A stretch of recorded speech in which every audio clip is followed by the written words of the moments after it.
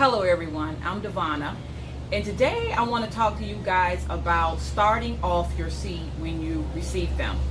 This morning I got an inbox from one of my customers. She said she was new to gardening and she wanted to know how she will start the seed off.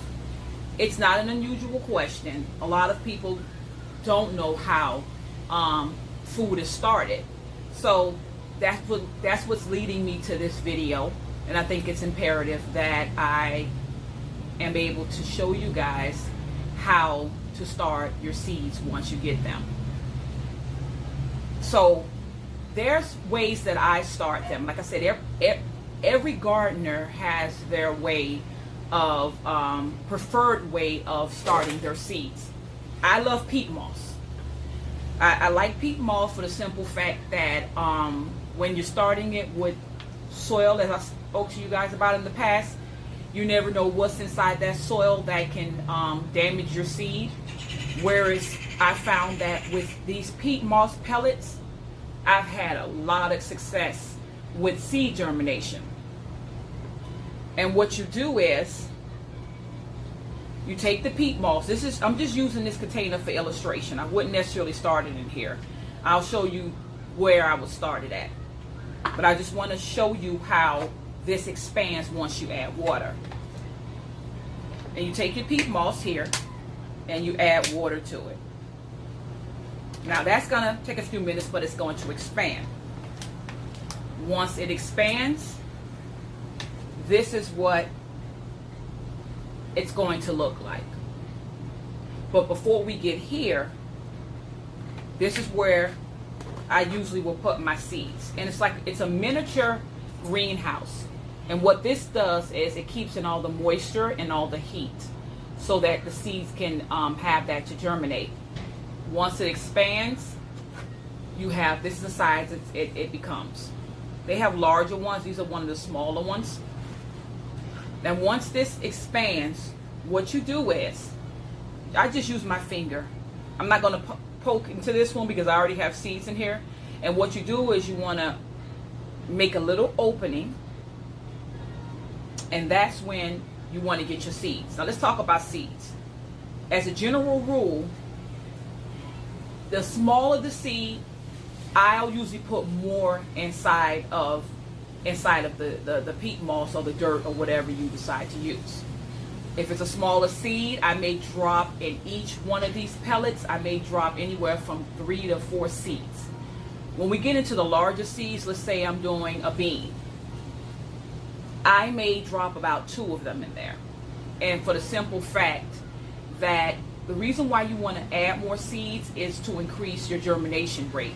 If you just drop one seed, it's highly unlikely that they're all going to germinate. But then again, they all may germinate.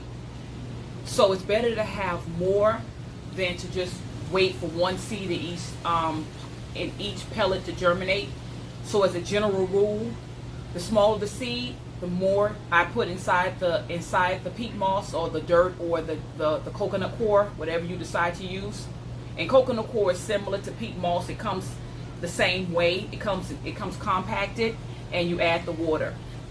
This is my first time using the coconut coir, so I can't really speak about it. I'm just curious to see how it would do.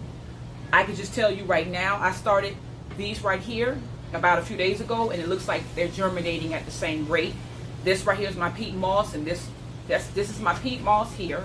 I put 3 here, and this is my coconut coir right here.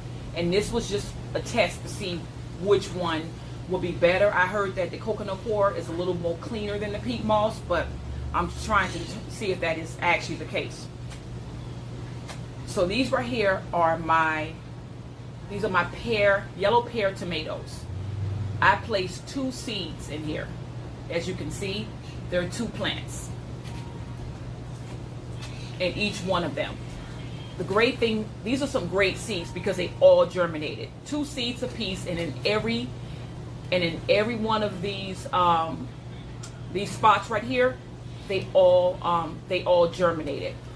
And what I'll eventually do is, if they get a little larger, once they establish their second set of leaves right here, these are just their baby leaves. Once they establish their second set of leaves, which are going to look a lot different than the original leaves, then I'll transplant them into larger potters until I'm ready to put them, whether I'm going to put them in a raised bed, or I'm going to put them, or I'm going to leave them in the pot. There's some people who do container gardening, but I like to allow the plants to get a little bit more mature before I transplant them into their final place. After these get a little bigger, I'll transplant them into here, and they'll stay in here until a few weeks until they're ready to go into their final place, even if it's a larger container. With these right here, these are going to be going into my garden bed. So as you can see here, it's expanded. It's going to get a lot more larger, as you can see. I'm adding a little bit more water.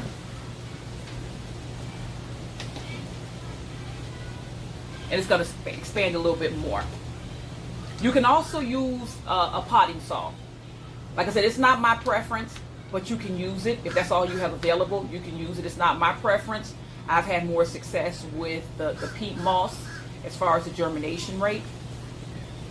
And also, when you order my seeds, I'm going to have on the back of the packets where it's going to tell you your hardiness zone and how much spacing between each plant.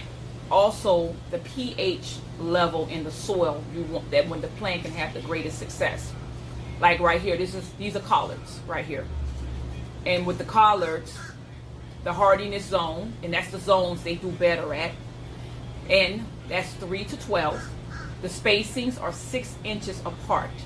And the soil preference is pH 6.6.5. I know that's something that a lot of you guys wouldn't understand, but when you're doing gardening, the soil pH is extremely important.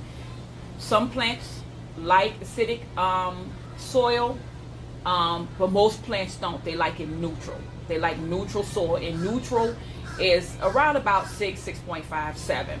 And collards love full sun. They do great in full sun. And a lot of that is going to be on the back of the packet for a lot of people who are novice to gardening. Now, as you can see right here, the pod has expanded. And I'm just going to take my little finger. I'm just going to take my finger right here, and I'm going to, I have like 35 variety seeds in this pack right here. I like this simply because it gives you so many options of what you want to try out. It's like 35 seeds, 35 varieties, and over 7,000 seeds. This is great for a new gardener, and then it'll last you for a couple of years, for different seasons. So this right here, this pack right here is like, I love this pack right here because of the variety that it gives you. And what you do is, once you open that up, then you're going to take seeds, and then what you'll do is, like I said, the smaller the seed for me, I put more seeds. The larger the seed is less, because you want to have a better chance of germination versus just putting one seed in there and waiting for one seed to come up. Don't get me wrong. You may have all the seeds come up, and later on what you could do when they get a little larger, you can just separate them. And like when this get a little larger, this plant right here, these tomatoes, I will separate them, and I will put them on their own pot. And you're gonna drop the seeds in here, and then you'll close it off